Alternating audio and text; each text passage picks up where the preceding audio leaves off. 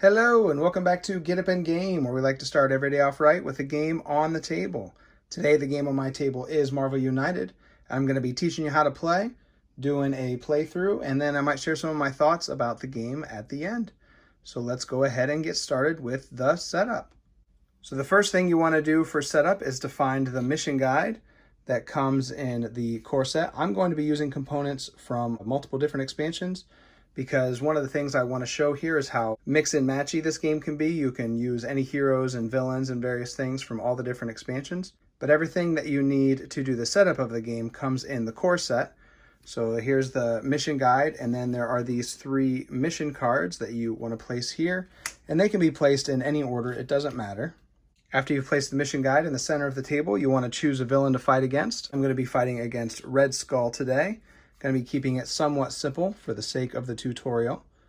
So he just goes right there on top of the mission guide. Red Skull happens to come with a track, so you put this little blue counter on the 0 spot of the track. And then we need to put health tokens on Red Skull. I'm going to be playing a 3-hero game. So when there are 3 heroes in the game, he has 8 health. So you just find 8 health tokens and stack them on his card. The next thing you need to do is find 6 location cards from your collection.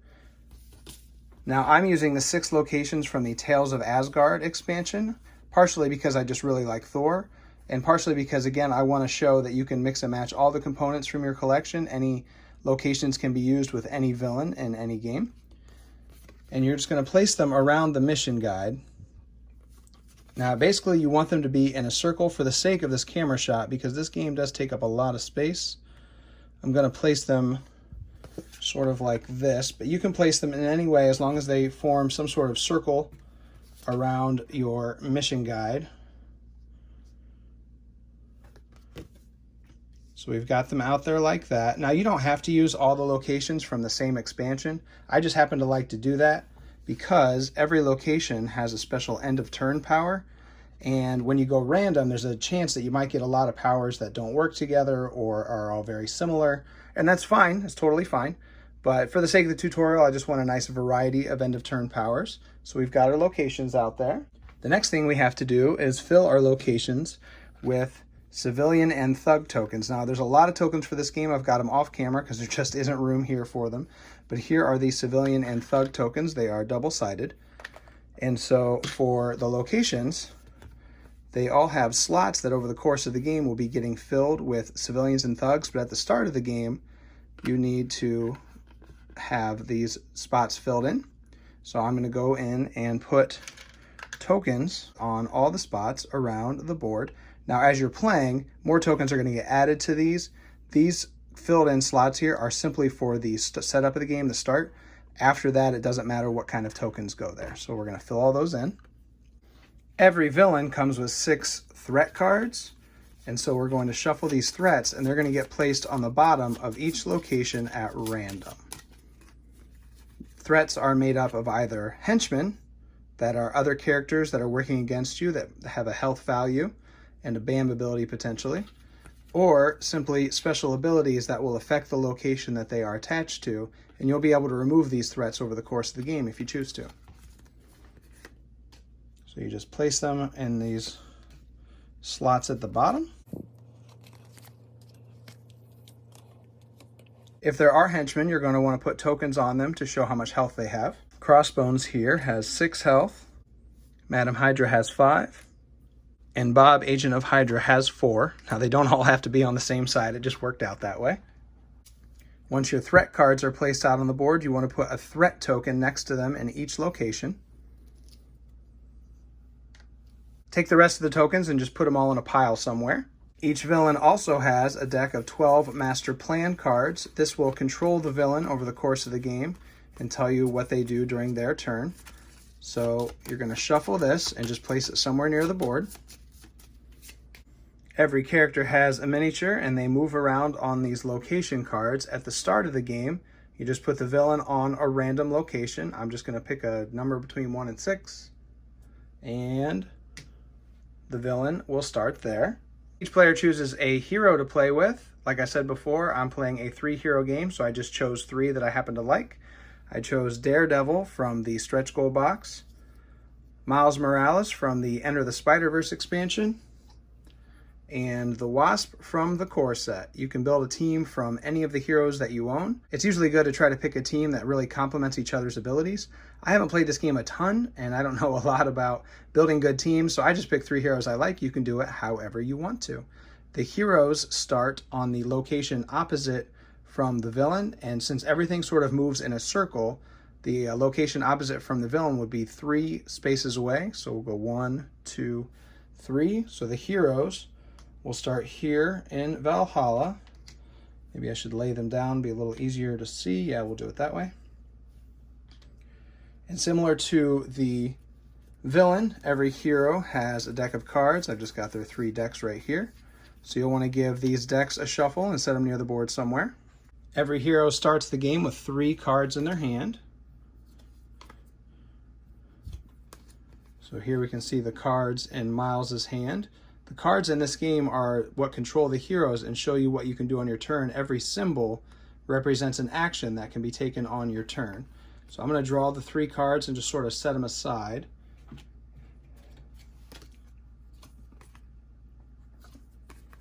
Here's Wasp's 3 cards. Some cards also have special abilities, and those can be added to the actions that you take on your turn. And Daredevil's 3 cards. And we are ready to start playing. So that is the complete setup for the game. In this game, the heroes win by defeating the villain, and that's typically done by reducing their health points to 0. But at the beginning of the game, the heroes can't even attack the villain, because in order to deal damage to the villain, there are 3 mission cards in play, and you have to complete at least 2 missions in order for the villain to be vulnerable to damage. And the villain wins by either completing their villainous plot. Some villains will have a villainous plot, or they can simply win by playing out all 12 cards in their master plan deck, and if they have to draw a card and can't, then the villain automatically wins. The villains can also win if any hero starts their turn with no cards both in their deck or in their hand. The game is played by each character playing 1 card on their turn and taking the actions the cards give them. So the first turn is always played by the villain. So if we draw a card for the villain, it gives us a number of elements that tell us what to do on the villain's turn. So it shows us that the villain wants to move 2 spaces clockwise because of the arrow. They're going to do their BAM ability, which is listed on the villain dashboard. Everything you need to know about any given villain is all contained on their dashboard or in their cards. So he's going to do his BAM ability. Minions, or henchmen rather, can also have a BAM ability, so those also trigger whenever the BAM is present on the card. And then sometimes the cards will put more tokens out on the board. In this case, this symbol here tells us that wherever Red Skull lands, you're going to put 2 more civilians in that space, and then 1 civilian, if we're going clockwise, 1 civilian up here, and then 1 civilian down here. And then when you play a card, it gets added to what's called the storyline, which can take up a lot of space. So I'm going to try to start it here, and then we're just going to sort of flow through it from there. And then once you've completed the villain's turn, the heroes would start by playing their cards. After the heroes take 3 turns, then the villain activates again, and it goes around and around. Every 3 hero cards, the villain activates again, except for once you've completed one of these mission cards, and it doesn't matter which one, it gets removed, and you unlock the next step of the game, where here it says villain acts after every 2 hero cards. So once you've completed a mission, you become what's called under pressure, and the villain starts acting after every 2 cards instead. And then once you've completed 2 of the missions, the villain is now vulnerable to damage. And if you happen to complete the 3rd, it's not required. Each hero can immediately draw 1 card, and the cards in a hero's hand are their health, so that's a way to heal every hero. Now, like I said earlier, it doesn't matter what order you complete these missions in. So let's say you completed this mission first, you would take this out, and then you would simply slide this down to show that this is the spot that's unlocked. That's how that works. So let's walk through this villain's first turn. So this card tells us he wants to move 2 spaces clockwise. So we'll just simply pick them up, 1, 2. Now, if the threat card there had this symbol, that would mean when the villain lands on this location, he would then take this action. Now, in this case, that didn't happen. Crossbones doesn't have one of those, so we don't have to worry about that. but that's something to keep in mind. If a villain ever lands in one of those spots, something probably bad is going to happen. So we completed his move. Now we're going to do his BAM ability. And what Red Skull's BAM tells us is to deal 1 damage to each hero in Red Skull's location and increase the fear track by 2. Red Skull's villainous plot is he has a fear track, and when it reaches 20, the heroes lose. This just represents that over the course of the game, he is increasing the level of fear in the world, and this ever reaches 20, then the heroes instantly lose, and Red Skull has completed his villainous plot. So every time we BAM, first it says to deal 1 damage to each hero in Red Skull's location. So to remember to keep these laid down so you can see them. If there were any heroes here, they would take damage, and the way that you take damage in this game, say Miles Morales was there, you would pick 1 card in your hand for every damage that you take, and it would go face down on the bottom of his deck. So you would basically lose cards in your hand, and the cards in your hand are the actions you can take. So the less cards in your hand, the less options you have to choose from what to do on your turn. Thankfully, there are no heroes in the location, so that part of the BAM doesn't happen. So deal 1 damage to each hero in Red Skull's location and increase the fear track by 2. Well, we can certainly do that. So that goes up by 2. Now whenever the villain BAMs, the henchmen also BAM. So we can see here Crossbones says deal 2 damage to each hero in this location. Any hero can prevent this effect by taking 2 crisis tokens. So first of all, there are no heroes in that location, so we don't have to worry about Crossbones dealing damage. If they were, they could opt to take these crisis tokens, and these tokens in and of themselves don't have any rules, but based on the scenario you're playing, the scenario will give these rules, and they're typically going to be bad, so you probably want to avoid taking them whenever possible. We'll talk about what they do when it comes up in this particular scenario. Madam Hydra's BAM is similar. Deal 1 damage to each hero in this location. Any hero can prevent this effect by taking 1 crisis token. So if the heroes were there, they could either take damage, losing cards from their hand, or they could choose to take the crisis tokens, which would probably end badly for them later. So now that we've done the BAM, the last thing is we look at this down here and we see that he wants to add more civilians to the board. And just for the sake of keeping it simple because of how I have it set up, we see that he's going to get 2 in his location, 1 location counterclockwise to him, and 1 in the location clockwise from him. And you always start in the, basically you go like around in a clockwise order, so you'd always start here. And that matters because it's possible that there won't be room for these tokens, and if that happens, that triggers an overflow. That doesn't happen there. Now we're going to add 2 civilians to Red Skull's location, and thankfully there are room for them. And then 1 more over in this location. And again, there is room, so nothing triggers. If there wasn't room for them, we would have what's called an overflow, which tells us that if a token can't be added to a location, increase the fear track by 1 for each token you couldn't add. And there's a good chance we'll see that at some point in the game, but basically, just for the sake of example here at the beginning, say that this location was full of tokens already and I wanted to add this token to it, and there was no room for it, so instead you would trigger the overflow and the fear track would have gone up by 1, and then that token would have been discarded. Some scenarios will just have you move the tokens on to the next spot, which could potentially trigger another overflow. Say that this had moved to here, this spot is also full. That could have triggered another overflow. If you played Pandemic, it is similar to the outbreaks that can happen in that game. And that is everything for this card. So Red Skull's turn is over. Now, just by random chance, I have Miles Morales taking his first turn. So let's look at his cards really quick. The first thing you do on your turn is you draw a card into your hand. So you'll actually start the turn with 4 cards. Now, these cards are all about these symbols down here, and they give you the actions that you can take. This green symbol means that you can move 1 space, clockwise or counterclockwise. Some cards have 2 symbols, which means you get 2 actions.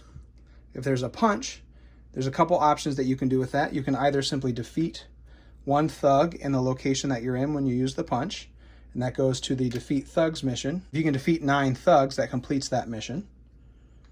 The other thing you can do with a punch symbol is if you happen to be in a location with a minion, like here, Miles could use his punch to take 1 health token off of Crossbones. And once you remove the last health token, you clear that threat, crossbones would be removed. Or you could also use it to damage the villain if you are in their location, but you can only damage the villain, again, remember, after you've completed 2 missions. So you wouldn't be able to, even if Miles were in the location with Red Skull and he had a punch token to use, or a punch symbol to use, he wouldn't be able to damage Red Skull yet. One of the other symbols is the star. This is the heroic action. This can also be used for a couple different things. When you spend a heroic action in your location, that is how you rescue civilians. So by spending 1 heroic action, he could rescue a civilian, take it off the location, and put it on the rescue civilians mission. Similar to the thugs, if you rescue 9 of them, that completes that mission. The other thing that you will typically use heroic actions for, there are these threat cards, have these heroic symbols at the bottom.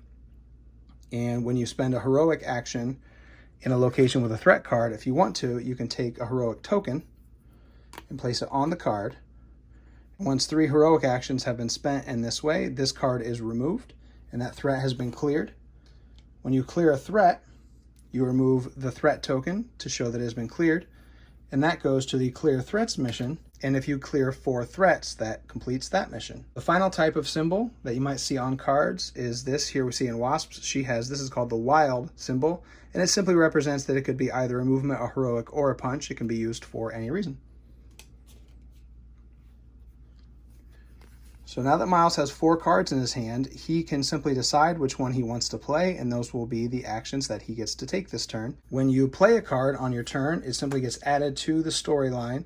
Now this is meant to just sort of continue either in a circle or down the line, but just for the sake of shooting this game, that takes up a lot of space, and I want you to be able to see everything as clearly as I can. So if I zoom out any further, you won't be able to see very well. So I'm just going to be sort of stacking the cards on top of each other and just going in that way.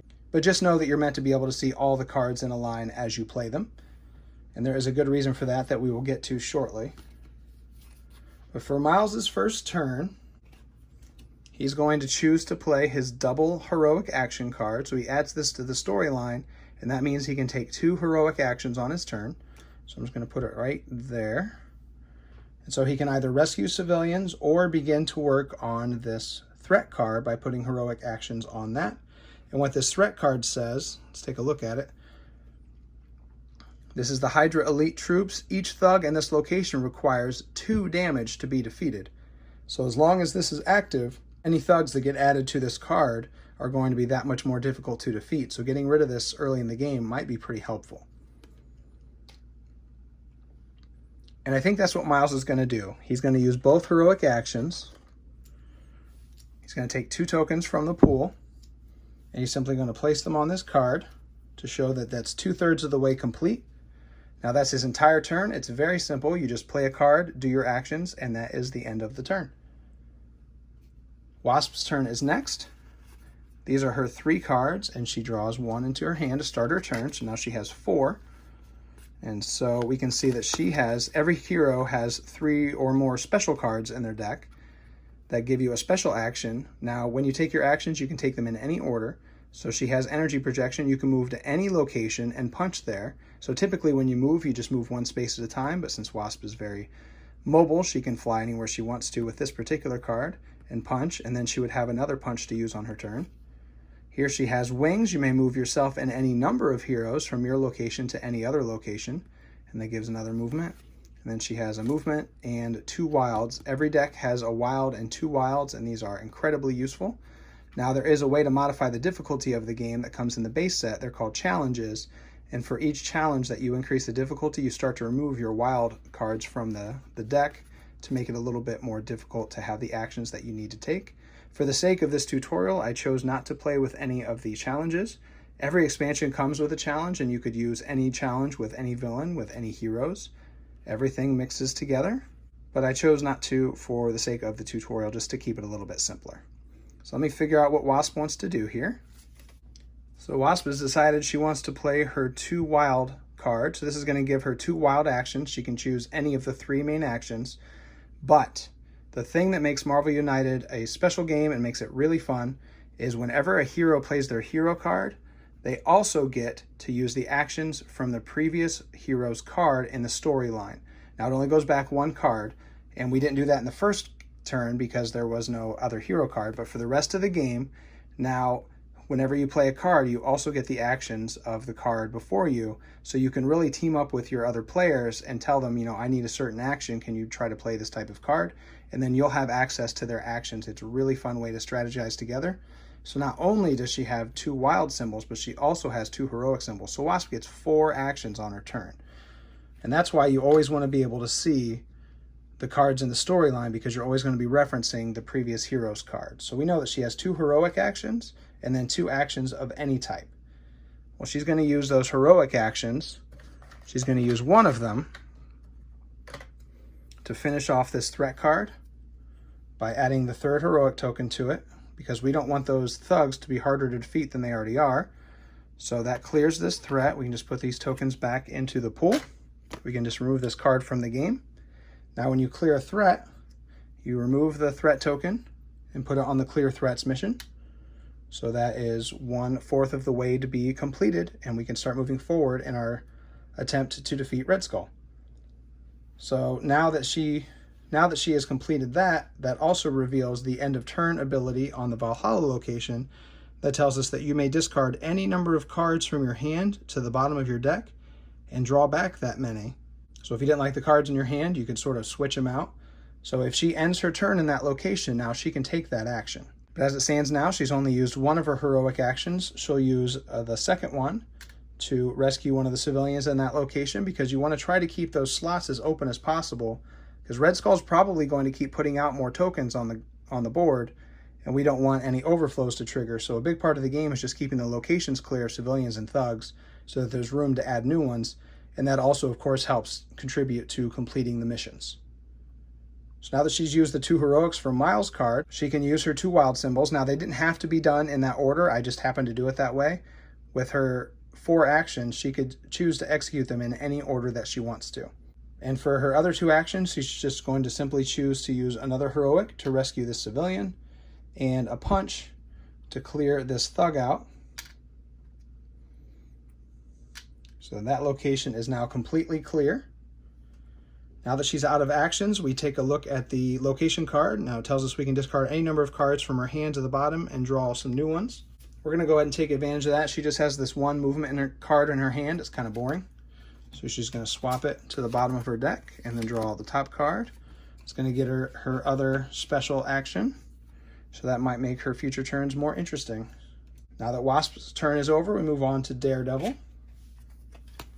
Now Daredevil has these cards in his hand. He's going to draw another one. So he has 4. But remember, you also always have the actions of the previous hero. So he has 2 wild actions to use in addition to whatever cards he has in his hand. So he has a lot of really good options. Let's see what he wants to do. Daredevil is going to play his card with 1 heroic action, and he also has both of Wasp's wild actions. So he has 3 actions. And while he is tempted to use one of those actions to move over here to start cleaning this up, it's really dangerous to end your turn in Crossbones' location, because that BAM ability deals 2 damage to any heroes hanging out there. So we're all kind of going to stay far, far away from Crossbones right now, even though that might end up being bad for us with all those tokens in that location. So instead, he's going to use 1 of the wild actions on Wasp's card to use as a move. He's going to move up here. And then with the other wild and 1 of the heroics, he's going to start working on this brainwashing card, because we do not want this on the board. It says the heroes in this and adjacent locations take 1 crisis token each whenever Red Skull lands here. And we don't want to be taking crisis tokens. We don't quite yet know why, but we can safely assume that if Red Skull wants to give them to us, we don't want them. So he's going to use his heroic action and Wasp's other wild action to put 2 heroic tokens on this card here in the hopes of clearing it as soon as possible. And that is Daredevil's turn. Now that the heroes have taken 3 actions, we're just going to kind of slide this stuff over. Red Skull draws his next card. Every 3 hero turns leads to another villain turn. So this one tells us Red Skull is going to move 1, and then he's going to put out some thug tokens. So he's going to move 1. Now fortunately for us, what he does not do is he doesn't BAM. You only do what the cards say. He doesn't necessarily BAM every turn. And that's good for us because he would have done damage to 2 of our heroes.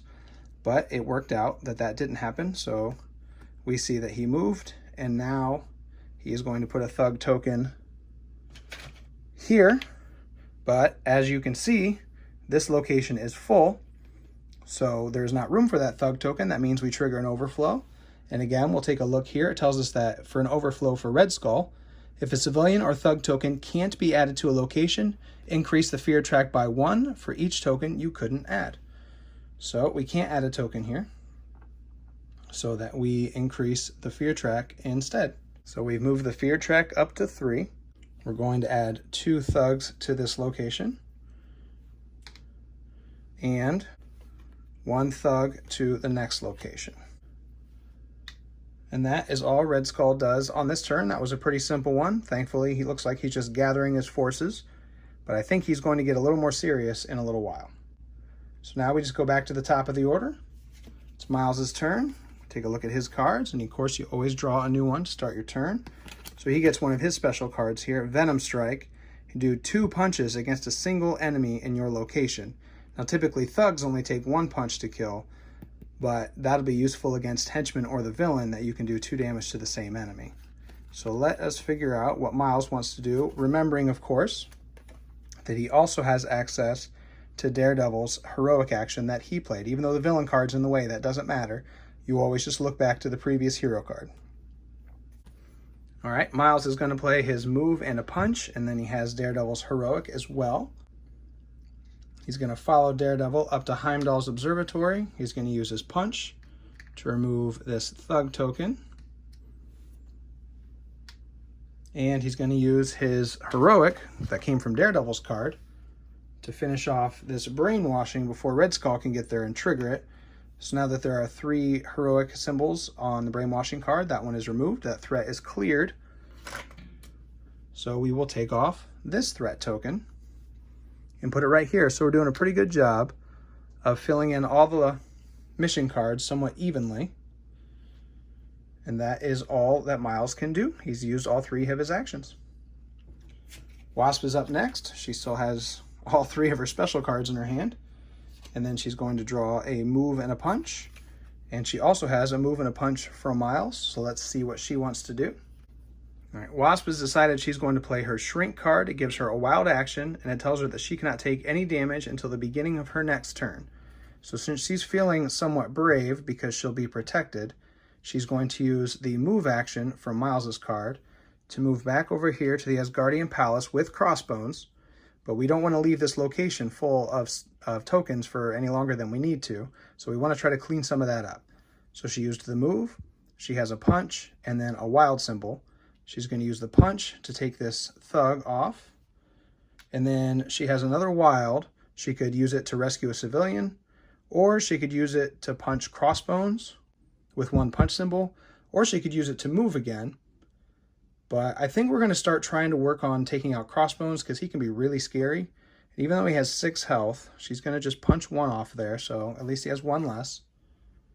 And we just have to remember now that she can't take damage to the beginning of her next turn. So even if Crossbones does bam or Red Skull lands there or something like that, that would damage her, that she can't take any damage.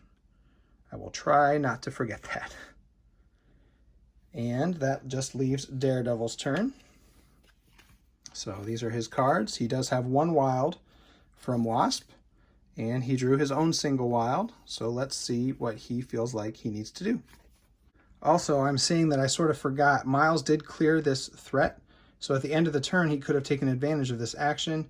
You may move any number of heroes from any locations to this location. So if I wanted to, I could have moved the Wasp there. I probably wouldn't have done that anyway. So it's not that big of a deal that I forgot. But don't forget about, always when you end your turn in a location, check to see if there's an action there that you can take, because they can be really helpful.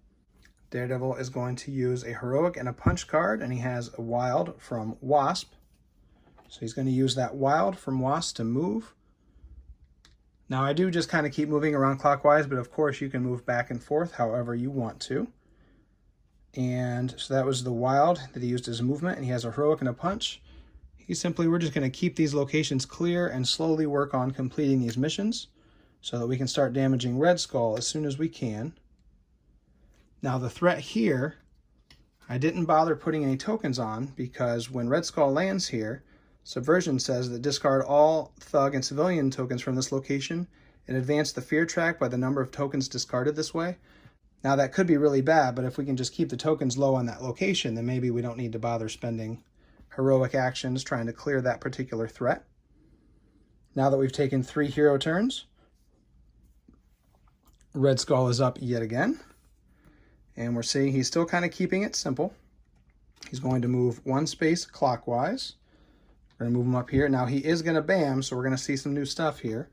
BAM tells us to deal 1 damage to each hero in Red Skull's location and increase the fear track by 2. Well, he's going to deal 1 damage to Miles because he happened to be there with Red Skull when he BAM'd. So he's going to lose 1 card because he's taking 1 damage. And just looking at the board, I know he's not going to have much to fight with. So he will probably just go ahead and lose this card to the bottom of his deck. So now he'll have 1 less card in his hand. When it comes to his next turn, he'll have fewer options. The BAM also tells us to increase the fear track by 2. So now it's going up to 5. That's not good. We also want to look at the other BAMs. So Crossbones would deal 2 damage to each hero in this location. But thankfully, Wasp played her Shrink card so that she can't take damage until the beginning of her next turn. So she's safe from that. She's tiny. Crossbones couldn't see her. And Madam Hydra has a BAM, but there are no heroes in her location to take damage either. So we're fine there. And then the final part is he's going to put out some civilian tokens. We've done a pretty good job of keeping this side of the board clear. So there is room for all these tokens out here. We don't trigger any kind of overflow. And yeah, and then 1 in the next one. And that is the end of Red Skull's turn. And we just keep on going. Now, as soon as we complete one of these missions, Red Skull is going to start taking a turn every 2 hero cards. Now, I want to just quickly explain a few more of the rules right here in case you're just here for the tutorial part. Now, when a hero takes enough damage where he has no cards left in his hand, say Miles took 2 more damage before he had any more cards in his hand, if you ever put cards on the bottom of your deck from taking damage and then you have no cards left in your hand, you are KO'd, you're knocked out. What happens is you would lay your mini down. Now, in my case, they're all laid down, so maybe he would stand them up. But the point is you would indicate somehow that he had been knocked out. And then unless the dashboard says otherwise, the villain also immediately gets to take another BAM action. So whenever a hero is knocked out, the villain gets to BAM. Now, some villains will say instead of doing a BAM, do something else. So just refer to your villain dashboard. But the standard rules are that if you get knocked out, the villain gets to BAM. And then, so you'd have no cards in your hand, and then on Miles's next turn, if you were knocked out, he would simply stand up his mini and he would draw 4 cards. And then you just continue your turn as normal by playing a card. So getting knocked out isn't the end of the world, but it does give the villain a free BAM, so try to be careful. Another thing of note is the core set actually comes with these invulnerable tokens. I forgot about these. So when Wasp was using her Shrink card that said she couldn't take any damage, that's a pretty common hero ability, so they give you these tokens. I actually could have placed it on Wasp as a reminder, so I didn't just have to remember that the card was there. There's actually a handy token in the box. So there's that rule. Sorry, I forgot about that for a second. And I think the only other rule I haven't taught you is that sometimes when the villain is adding tokens to the board, there might be a mix of civilians and thugs. You always try to add the thugs to each location first, before you add villains. For the sake of overflow, the thugs would always come out before the civilians. Other than that, I think that's everything you need to know to actually play the game. So I'm going to go ahead and keep playing through this, but if you were just here for the tutorial, I believe that covers everything. All right, let's get back to it. So now Miles has 1 less card in his hand. He's going to draw a new card to start his turn.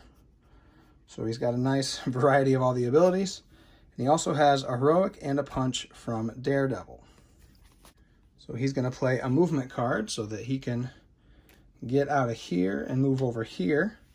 And now that he has the heroic and the punch from Daredevil, he's going to use the heroic to rescue the civilian and the punch to defeat a thug.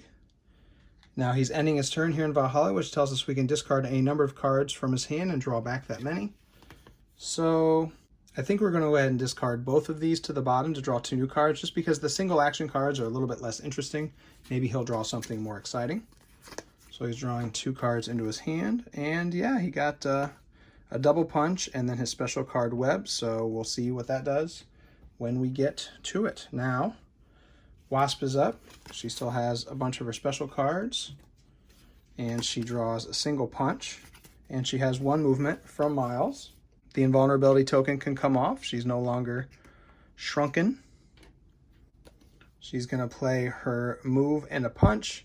She doesn't really want to hang out with Crossbones anymore since she's no longer safe. She is going to use the punch to remove another token from him. We'd really like to knock him out if possible.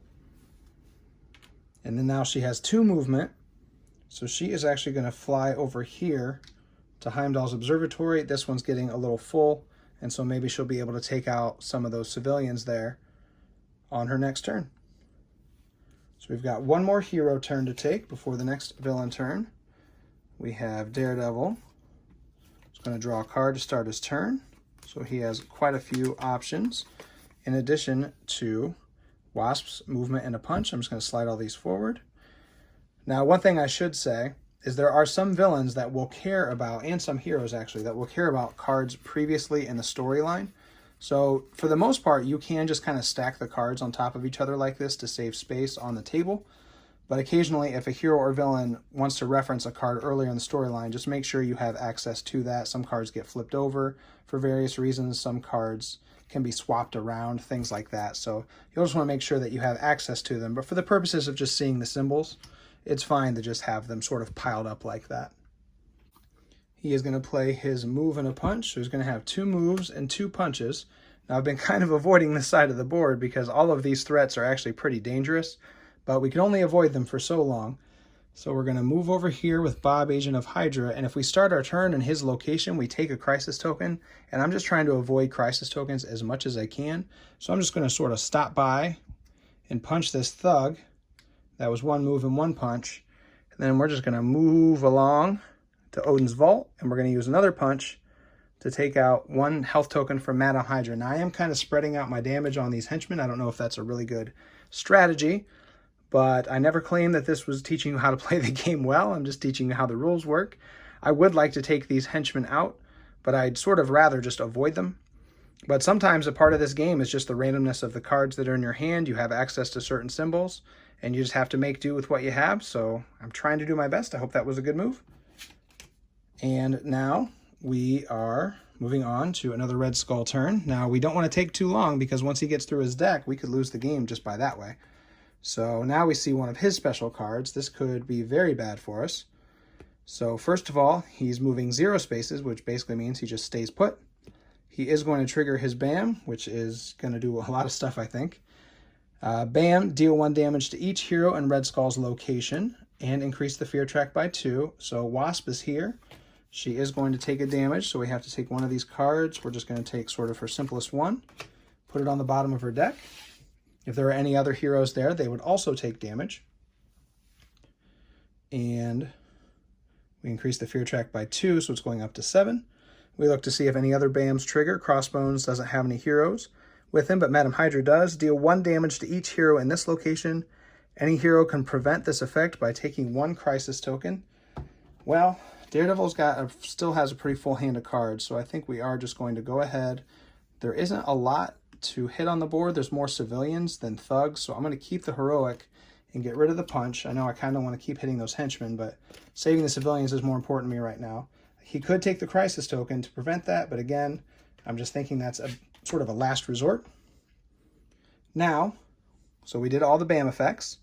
Now we reread this Hydra Insurgency ability. For each crisis token the heroes have, advance the fear track by 1. So now we see at least one reason, there might be more, but at least one reason we don't want to have crisis tokens is that would cause the fear track to increase even more, and it's already almost halfway through. Thankfully, we don't have any crisis tokens, so we don't have to worry about that triggering. And an important thing here is that we did all this in order. So we didn't read this until after the BAM had been fully completed. So if Daredevil had taken a crisis token from Agent of Hydra, that would have then applied to the Hydra Insurgency. But we didn't do that, so we're good there. Back to the top with Miles. So he has a double punch, a wild, and Daredevil's move and a punch, plus he gets to draw a card. Oh, he gets his final special card here, Invisibility. You cannot take any damage to the beginning of your next turn. Let's see what he wants to do. He's got a move and a punch. And we're going to take a similar action to what Wasp did earlier. We're paying Crossbones a lot of respect here. We only go over there when we know that we're safe.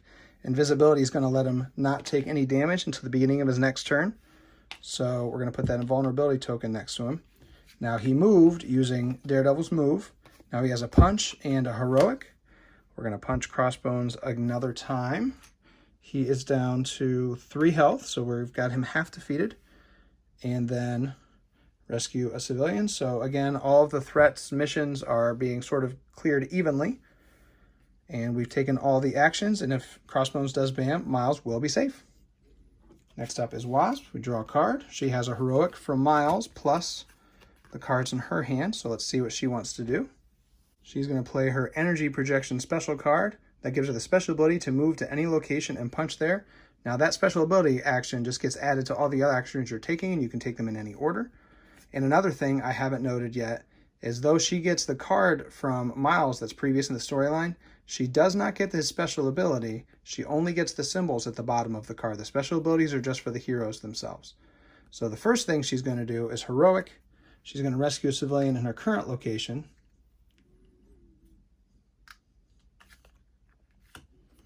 That was Miles's heroic symbol. And now she's going to use energy projection to move to any location and punch there. She's going to fly over here to the palace, punch Crossbones once, and then with the punch symbol on the card she played, she's going to punch him again. Crossbones only has 1 health left. And that is the end of her turn. So Daredevil is up next. He's got a heroic and a wild. He's going to draw a heroic and his ability, the Man Without Fear, gain a movement token for each civilian you rescue this turn. Now that is one thing I should have mentioned earlier as well.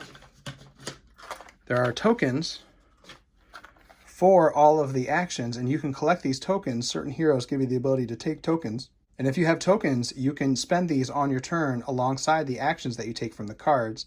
So these are extra actions you can take, and you can keep these tokens from turn to turn. So really, you can save them up for a big turn, or they just give you more options. So having tokens is good. He's got a punch from Wasp. He's going to go ahead and play this, the Man Without Fear card. That gives him a heroic symbol. He's going to use it to rescue this civilian from Odin's vault. Oh, that was a civilian. Just got flipped over. There we go. Now this says gain a movement token for each civilian you rescue this turn. So he's rescued 1 civilian so far. So he gains a movement token. He still has a punch, and now he can use this movement token if he wants to, and he's going to spend this token to move. So he moves here. Now if he could rescue any more civilians, he could get more movement tokens, but unfortunately he doesn't have any more heroic symbols to do that. But he does have the punch symbol from earlier, so he is going to knock Crossbones out. He's finally taken out. We don't have to fear that 2 damage bam anymore. Crossbones is defeated, removed, and we get to remove this threat token as well. So now we have cleared 3 of the 4 threats for that mission. And at the end of the turn, we look here. You may add up to 2 civilians and or thugs to any location. Now you might be wondering, why do you want to add tokens to locations? Well, sometimes you'll see the villain, when they take these kinds of special actions, they don't add tokens to the board. And if they take a lot of these, say early in the game, you actually might sort of run out of civilians and thugs to rescue and defeat to contribute towards these missions. So it's kind of nice. Here we have the ability to add some tokens if we wanted to. Now, right now, I don't think we're really hurting for tokens.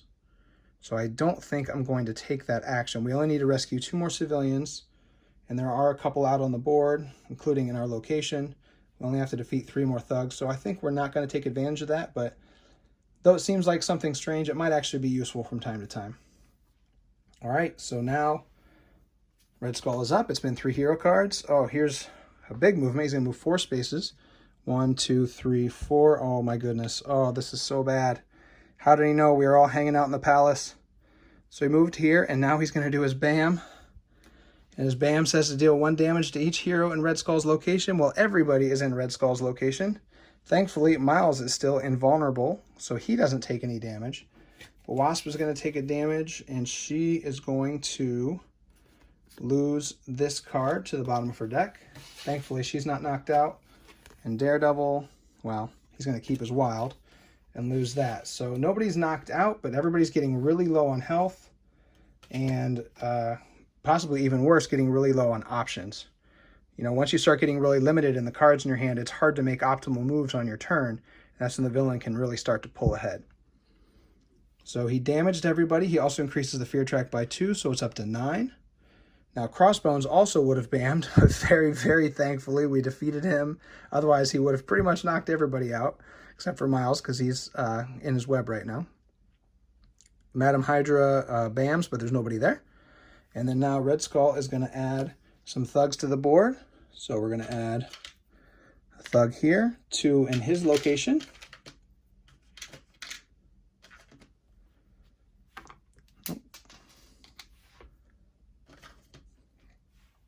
And 1 in the next location. So we're doing a pretty good job of keeping these tokens clear. I think we've only had 1 overflow, and that's good because his overflow will really increase the fear track.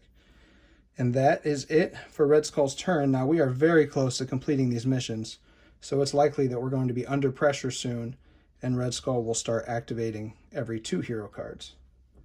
The start of Miles' turn, his invulnerability token is removed. Oh, I misspoke earlier. He wasn't invulnerable because of his web. He's invisible. Got the web card here in my hand. He also draws a card. Oh, his double wild. The double wilds are so useful, which is why one of the difficulty increases of the game is simply removing these from the hero deck. Not only does it make the deck slightly smaller, but it really limits your options. Some heroes are really only good at a couple certain things, but the double wild is always there to give you the options to do whatever you need. So he also has a 1 heroic. Now we're all hanging out here in the palace, and there is quite a bit to do here.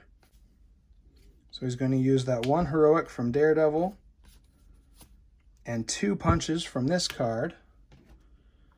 1 heroic will rescue this civilian rather. 2 punches defeats these 2 thugs. And so now we are 1 token away from completing each mission, which is a really good place to be, because if we can complete all 3, everybody can draw a card, and that would be very, very helpful right now. Now, at the end of the turn, if Miles wanted to, he could add up to 2 thugs or civilians to any locations, but again, I still think we don't want to do that. So that's the end of Miles' turn. Wasp only has 1 card in her hand. She's going to draw another. She's got a move and a punch or her wings, and she also has 2 punches from Miles. She is going to play her move and a punch combined with Miles's 2 punches. So she has a move and 3 punches. She's going to fly back 1 spot to Odin's vault. Now we are going to deal 3 damage to Madam Hydra. That leaves her with just 1 left.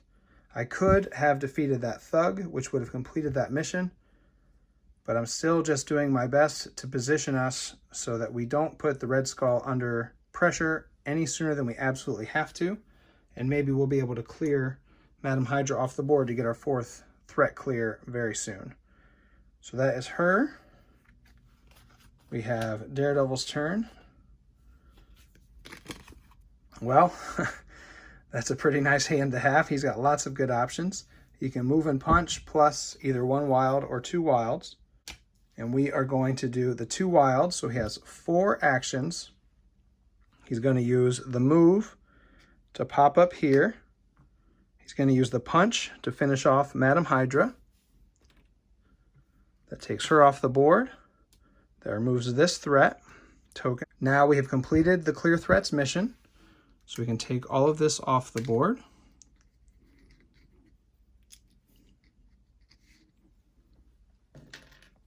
That removes this mission from the board. Now, even though that was in the 3rd spot, what we've done is just simply completed the 1st mission, so these will just slide over.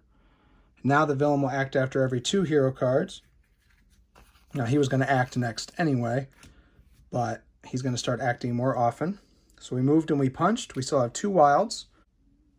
We're going to use 1 to clear this thug, which is going to complete this mission. So now the villain is vulnerable to damage. We can actually start attacking Red Skull. He has 8 health. So we just need to hit him 8 times. Remove that mission. And he has 1 wild symbol left. If I had planned my turn out a little better, I might have only used the 1 wild symbol because I kind of want him to end his turn there. because that actually lets you draw a card if you have fewer than 3 cards in your hand, but I didn't know that was going to be there when I cleared Madam Hydra, so I guess I won't beat myself up too much for that. But he is going to stay there because I do want to take advantage of that. So we're not going to use the last symbol, that it is optional. So now if he has 1 or 2 cards in his hand, he may draw a card, but he only has 1. So he's going to draw a card. So now he has 2 cards in his hand. So that's pretty nice. All right, now it's the Red Skull's turn, and from now on, he's going to start acting every 2 turns. He still has 7 cards in his deck, so we're in no danger of losing to that just yet. Reveal. Oh, he's going to stay put. He's going to bam, and then he's going to do his Hydra Insurgency again. So he doesn't move. Now he's going to bam, which means Miles takes 1 damage because he's in his location. So Miles is going to go ahead and discard this card to the bottom. The fear track increases by 2, so it's up to 11. We're over halfway. There are no minions left to bam against us. And now for each crisis token the heroes have, advance the fear track by 1. We've done a really good job of avoiding taking crisis tokens in this game. So that is the end of Red Skull, but now we have to remember he's going to act after every 2 turns. So Daredevil was the last person to go, and he gave 2 wild symbols to Miles. Miles has 2 wilds of his own, and he's going to draw his single wild. So lots and lots and lots of options, and really all we want to do now is defeat Red Skull as hard and fast as we can. So he's going to play his own 2 wilds, so he has 4 wild symbols. We will go ahead and use one of them as a heroic, just because it's fun, to clear the 9th civilian, which means we have completed all 3 of the missions. Now each hero gets to immediately draw 1 card. So I'll just add 1 to each of their hands. So everybody basically healed by 1. That is very, very nice. Like I said, that one is optional, but it's nice when you can do it. And he has 3 symbols left, 3 wild symbols. He's simply going to use all 3 to punch Red Skull. We want to defeat him as quickly as we can, especially now that he's acting every 2 turns. That was Miles' turn, and the other nice thing about that is he gave 2 wild symbols to Wasp, who is up next. So now she has these cards in her hand, plus she draws. So she has lots of heroic and some movement. And really all she wants to do is get to Red Skull's location and attack him. She's going to use her Wings card. You may move yourself and any number of heroes from your location to any other location. So she's going to bring Daredevil with her, and we're all just going to gang up on Red Skull here. And then with the 2 wilds left over from Miles' turn, she's going to do 2 more damage to Red Skull, knocking him down to 3 health. Now, if she wanted to, she could add some civilians and thugs to any locations, but we don't care about that. We just want to deal 3 damage to Red Skull. So now that he acts after every 2 hero turns, so that means it is Red Skull's turn. He's going to move 0 and then Hail Hydra. So he's staying put, discard all civilians from locations with heroes, and deal damage to each of those heroes. Deal 1 damage to each of those heroes. Advance the fear track with the number of civilians discarded this way. Well, this worked out very well for us. There are no civilians in this location, so we don't have to worry about that, because this is where all the heroes are. We don't take any damage, and we don't advance the fear track. So unfortunately for Red Skull, that turn didn't do too much for him. Now it is Daredevil's turn. These are the cards in his hand. Unfortunately, not much damage. He's only getting a movement from Wasp, and he draws more movement. Again, his Radar Sense card. Gain either a heroic or punch token for each location you enter this turn. So if he moves around a lot, he could get some heroic or punch tokens. Well, that's what we're going to do. We're going to play Radar Sense. So he has 2 movement actions, and he also has his Radar Sense. They can gain heroics or punches for each location he enters. This is going to seem kind of silly, but he's just going to move here and move here. And since he entered 2 locations, he gets 2 tokens. We're going to take punch tokens, which we will then immediately spend to do 2 damage to Red Skull, leaving him at 1 health. And now it is Miles' turn. He has a movement as well as whatever cards he has in his hand, and he draws. Well, I think it's safe to say for Red Skull that he is done, because we could do, if we played Venom Strike, he could deal 2 damage against a single enemy's location, and he has a punch symbol. So he actually can deal 3 damage to Red Skull. There's only 1 health left. So he has been defeated. The heroes win. And that is how you play Marvel United. Now, lest you think that looked awfully easy, let me tell you that Red Skull is probably the easiest villain in the game. He's one of the core set villains, and he's the one that you're meant to sort of learn the game against. But I have lost to him before. I've seen that fear track get all the way up.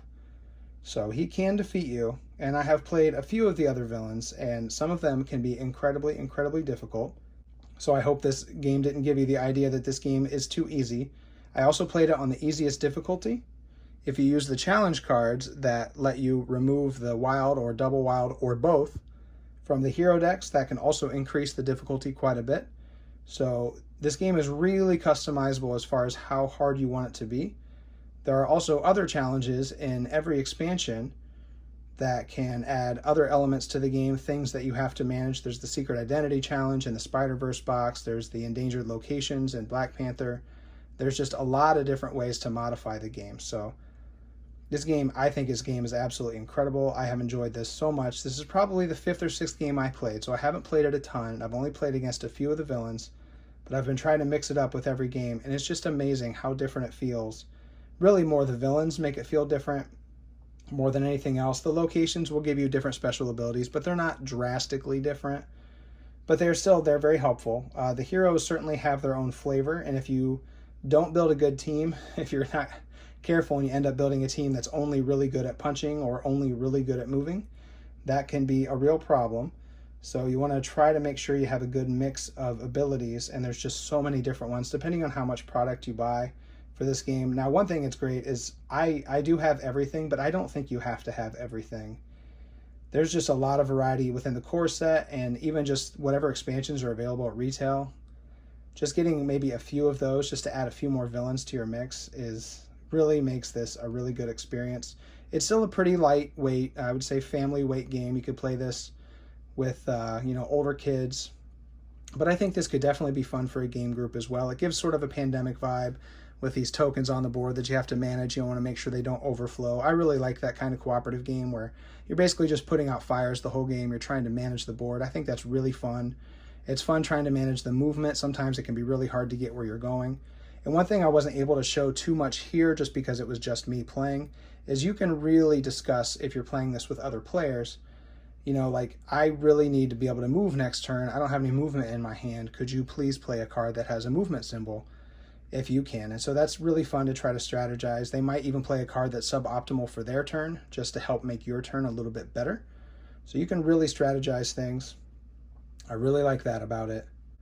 And I'm a huge fan of the Marvel characters, so if you're a fan of the characters, obviously that makes a big difference. It's really fun to have these heroes team up against these villains.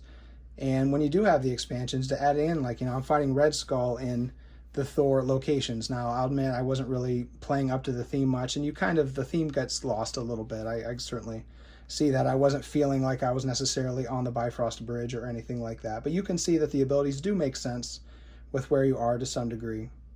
So there is theme built in, but that stuff does kind of fade into the background. It can feel a little mechanical at times, but it is just really fun. I really, really like this game. I went all in on it a year ago on the Kickstarter, and I kind of forgot about it till 3 giant boxes landed on my porch, and I've been having a lot of fun. If you've watched any of my unboxings, I'm working my way through those. And I think that's about all I have to say. If you're looking for a decently lightweight cooperative game that has some really good decisions but isn't going to be overly taxing, this isn't Spirit Island. This isn't anything that's going to make it really hard to think, but it's not too light. I think there's definitely plenty of good choices to be made here. It's really fun. It looks great. The components are decent. There were cardboard locations and the villain dashboards available in the Kickstarter, and I did buy them because I just was buying everything. But you don't need them. The stuff that comes in the box is just fine. The minis are absolutely incredible. I just love the way these look. There's so much detail. You can see the webbing on Miles. They all have like a cool pose. They're all on some kind of neat base. You can see Wasp here is hanging out on a 6-sided die. It's just so awesome. So I think that's all I have to say. I want to thank you so much for joining me for this. This was an absolute blast. If you enjoyed this, I'd really appreciate it if you liked the video. If you want to see more content for this game, for Marvel Champions, those are the main games I'm looking to cover right now. Hopefully I'll get back to Lord of the Rings at some point. But yeah, if you like these kind of cooperative games, this is the bread and butter of this channel. Feel free to subscribe, hang out with me. And I hope you'll join me next time we get up and game. Thanks a lot. Take care, folks. Bye-bye.